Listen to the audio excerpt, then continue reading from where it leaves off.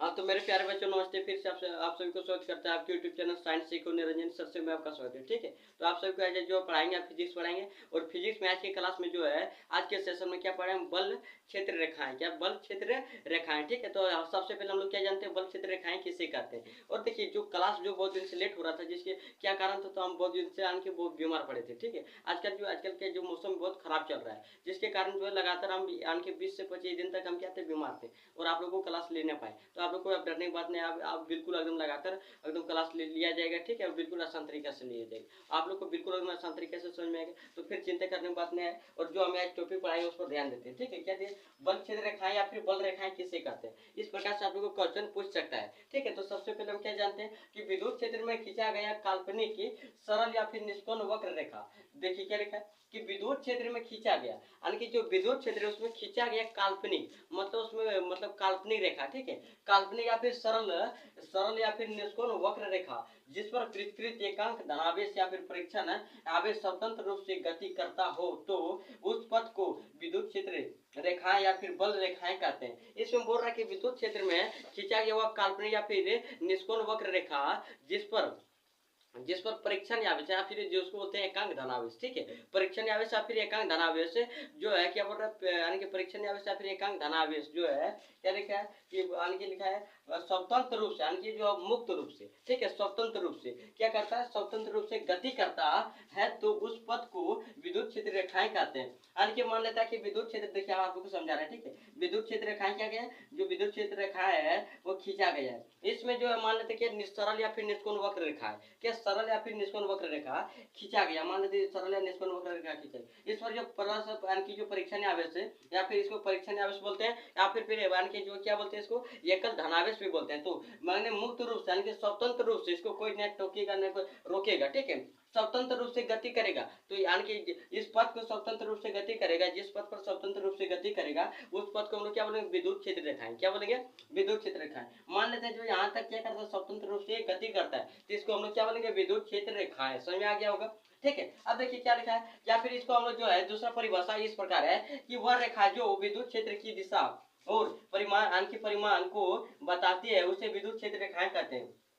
इसमें बोल रहा है वह रेखा जो विद्युत क्षेत्र की दिशा, विद्युत क्षेत्र की दिशा को बता रहा है। ठीक है, विद्युत क्षेत्र की दिशा और परिणाम को बताती है, और परिणाम यानी कि इसका जो परिणाम है जो कहां तक पावर है, ठीक है, इसको बताती है, इसको बताने के परिणाम को बताती है तो उसे विद्युत क्षेत्र रेखाएं कहते हैं। बिल्कुल आप लोग आसान तरीके से याद कर लेना। ठीक है, इसी प्रकार से समझाया जाता है। फिर देखिए विद्युत क्षेत्र रेखाएं या फिर बल रेखाएं के गुण। अब जानते हैं कि विद्युत क्षेत्र रेखाएं या फिर जो है क्या विद्युत क्षेत्र रेखाएं है या फिर जो है क्या बल रेखाएं, इसका गुण क्या क्या हो सकता है। ठीक है, तो सबसे पहले हम एक नंबर में जानते हैं कि जो है विद्युत क्षेत्र रेखाएं धनावेश से प्रारंभ होकर ऋणावेश पर समाप्त हो जाती है। यानी कि जो विद्युत क्षेत्र रेखा है वो क्या होता है, धनावेश यानी कि जो प्लस आवेश है, ठीक है, वो धनावेश से प्रारंभ होकर और किस पर, ऋणावेश पर समाप्त हो जाता है। यानी कि जो ऋणात्मक उस पर आकर क्या होता है, समाप्त हो जाता है। ठीक है, और दूसरा नंबर में दिया गया है कि एकल धनावेश के कारण विद्युत क्षेत्र रेखाएं आवेश से चलकर अनंत पर समाप्त होती है। यानी कि एकल धनावेश के कारण, एकल धनावेश के कारण जो है विद्युत क्षेत्र रेखाएं, एकल धनावेश के कारण जो विद्युत क्षेत्र रेखाएं है वो अनंत से चलकर,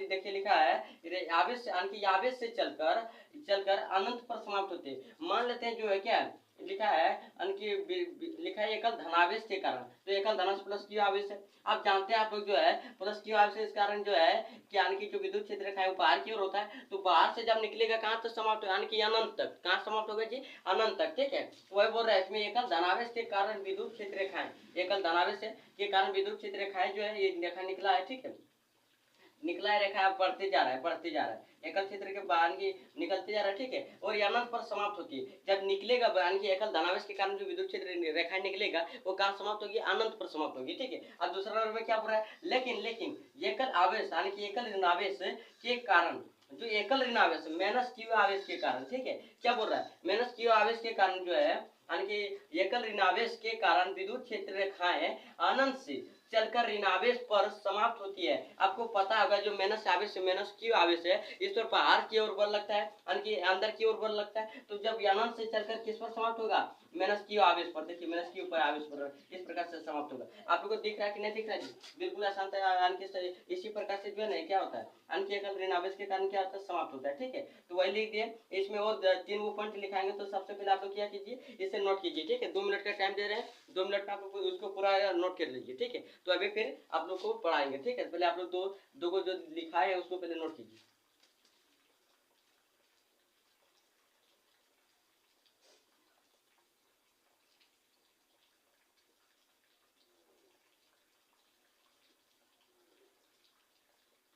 ठीक है, तो आप लोग नोट करके हमको विश्वास है, हमें आगे चलते हैं। ठीक है, सबसे आसान देखिए क्या बोलते हैं हम, सबसे आसान, यानी कि सबसे आसान तरीका यही होता है कि इसको जो है ना समझा करो। अगर समझ जाएगा ना तो बिल्कुल आसान तरीका से इसको याद भी नहीं करना पड़ेगा। एक बार देखिएगा, जस्ट इसको क्या करेगा, इसको जैसे चित्र बने फटाक से याद हो जाएगा, जो यानी कि जो है ना तुरंत याद हो जाएगा एकदम, इसको याद रटना ना पड़ेगा। ठीक है, तो सबसे पहले इसको क्या करो, समझा करो और ध्यान से समझा करो, बिल्कुल आसान तरीका से समझाते हैं। ठीक है, तो सबसे पहले हम इसका 2 गुण लिखा चुके हैं, तो तीसरा गुण लिख के बताते हैं कि तीसरा गुण में क्या लिखाएंगे। देखिए 2 गुण में हम क्या लिखा है जी, हम लिखा है एकल धनावेश के कारण विद्युत क्षेत्र रेखा है, ये आवेश से चलकर अनंत पर समाप्त होती है। किस पर, हालांकि एकल धनावेश के कारण जो है विद्युत क्षेत्र रेखा है वो आवेश से चलकर अनंत पर समाप्त होती है, बहुत दूर तक जाएगा। लेकिन एकल ऋणावेश के कारण, लेकिन एकल रानी के लिखा है एकल ऋणावेश के कारण जो विद्युत क्षेत्र रेखा है वो अनंत से चलकर कहाँ, तो ऋणावर पर यानी कि ऋणावेश पर समाप्त होती है। इस प्रकार से होता है। ठीक है, हम आप तीसरा नियम लिखाते हैं, यानी कि तीसरा गुण लिखाते हैं। ठीक है, अब तीसरा गुण में देखिए क्या पढ़ाएंगे। तीसरा गुण में जो है ना, तीसरा गुण में लिखना है, देखो तीसरा गुण में आप लोग लिखेगा,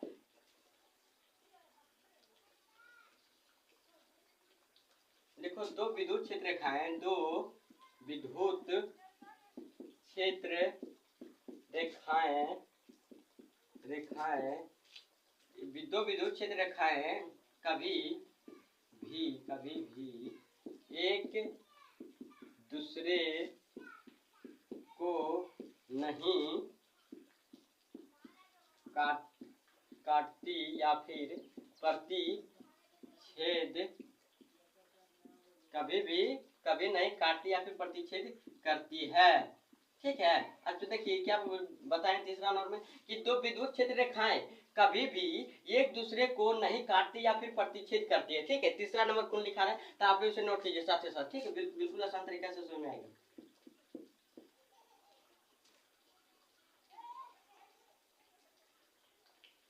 लिखना है विद्युत क्षेत्र रेखाएं, विद्युत क्षेत्र रेखाएं कभी भी बंद लूप का निर्माण नहीं करती है। ठीक है, अब देखिए यानी कि तीसरा चौथा गुण लिखा दिया। ठीक है, लास्ट गुण लिखाते 5 होता है कि आप लोग अगर ऑब्जेक्टिव भी पूछ लिया जाए ना तो बिल्कुल डरने की बात नहीं, बिल्कुल आसान तरीके से बताएगा। ठीक है, आसान तरीके से मतलब आसान तरीके से आप लोग जवाब दे सकता है। हमको जो मुंह में बैठ के ना आसान तरीका, इसलिए बार बार इसको रिपीट हो रहा है, तो आपको यानी कि जो थोड़ा सा रिपीट हो रहा है जिसको जो है बहुत दिन के बाद क्लास लेनी, इसलिए ऐसा हो रहा है। तो इसको सुधार लेंगे तो आप लोग जो कन्फ्यूजन होने की बात नहीं है। ठीक है,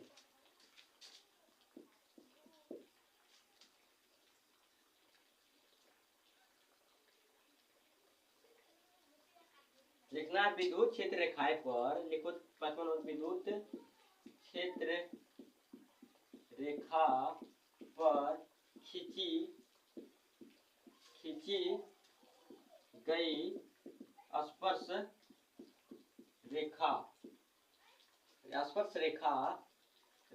रेखा दिशा, खींची गई स्पर्श रेखा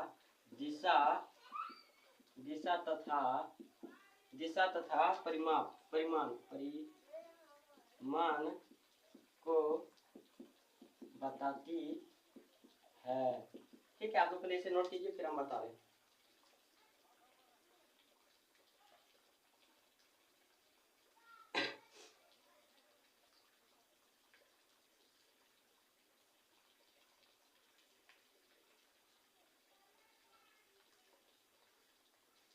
खींची गई स्पर्श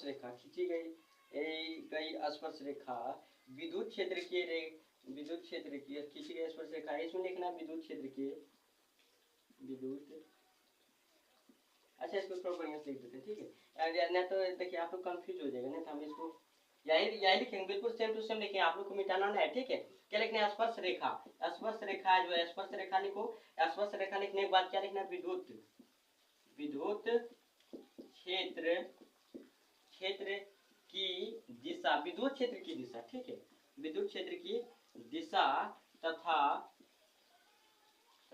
परिमाण को बताती है। अब देखिए तो आप लोग को बढ़िया समझा रहे हैं, क्या बोल रहे थे हम? जो है बोले थे विद्युत क्षेत्र रेखाएं के गुण, तो उसका जो गुण हम दो वो समझा रहे हैं, तीसरा भी समझा रहे हैं और चौथा और पांचवा भी समझा रहे हैं, ठीक है। तो आप लोग पहले समझिए और समझने के बाद क्या करिए, आप लोग नोट कर लीजिए, फिर हम क्लास को यहीं एंड करेंगे, फिर आप लोग को अगले क्लास में मिलेंगे, ठीक। तो सबसे पहले क्या लिखे कि दो विद्युत क्षेत्र रेखाएं कभी भी एक दूसरे को नहीं काटती है या फिर प्रतिच्छेद करती है। यानी कि जो विद्युत क्षेत्र रेखाएं होता है ना, दो विद्युत क्षेत्र रेखाएं, वो कभी एक दूसरे को क्या होगा? नहीं टच करेगा, कभी नहीं काटेगा, ठीक है। इस पर कटान बिंदु नहीं बनेगा, ठीक है। इस प्रकार से परीक्षा में आप लोग पूछ सकता है कि जो है दो विद्युत क्षेत्र रेखाएं एक दूसरे को कभी काटते तो नहीं काटती, कटान बिंदु नहीं बनता है, ठीक है। तीसरा नंबर, चौथा नंबर में क्या बोला कि विद्युत क्षेत्र रेखाएं कभी भी बंद लूप का निर्माण नहीं करती है। यानी कि जो विद्युत क्षेत्र रेखाएं है, जो विद्युत क्षेत्र रेखाएं है कभी भी बंद लूप यानी कि जो है एक चक्र यानी कि बंद लूप का निर्माण नहीं करती है, बिल्कुल ठीक है, एकदम नहीं करेगा। अब फिर बंद लूप का निर्माण नहीं करता है। फिर देखिए क्या बोल रहा है 5 नंबर की विद्युत क्षेत्र रेखाएं पर खींची गई स्पर्श रेखा विद्युत क्षेत्र की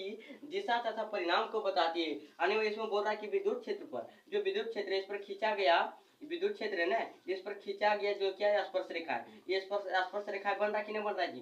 स्पर्श रेखा बन रहा है, तो क्या बोलते हैं? दिशा एवं परिणाम को बताती है। ये क्या बता रहा है? दिशा। और यहाँ जो दिख रहा है कि परिणाम, ठीक है, किस प्रकार से घूम रहा है, ठीक है, इसका परिणाम को बताती है। कौन? तो इसका जो है विद्युत क्षेत्र रेखाएं पर खींची गई स्पर्श रेखा विद्युत क्षेत्र की दिशा तथा परिणाम को बताती है। मतलब ये जो पांचों गुण लिखा है ना, बिल्कुल है आसान और सबसे सिंपल तरीका से लिखा है, ठीक है। तो इसको क्या करना है आप लोगों को जिसको आज कर लेना है और अधिकतर से अधिकतर इसमें ऑब्जेक्टिव और सब्जेक्टिव दोनों ही बन जाएगा, ठीक है। तो आज की क्लास हमें यहीं एंड करते हैं, फिर मिलेंगे अगले वीडियो में। इसके लिए धन्यवाद। तो जो मेरे चैनल को सब्सक्राइब नहीं किया वो सब्सक्राइब भी कीजिएगा, जो लाइक नहीं किया लाइक भी कीजिएगा और शेयर भी कीजिएगा, ठीक है। फिर से आप लोगों के लिए यानी बहुत ही कठिनाई के परिश्रम करने के बाद भी आप लोगों के सामने आए हैं, तो आप लोग शेयर भी कीजिएगा और लाइक और सब्सक्राइब भी कीजिएगा, ठीक है। तो आज की क्लास यहीं एंड करते हैं।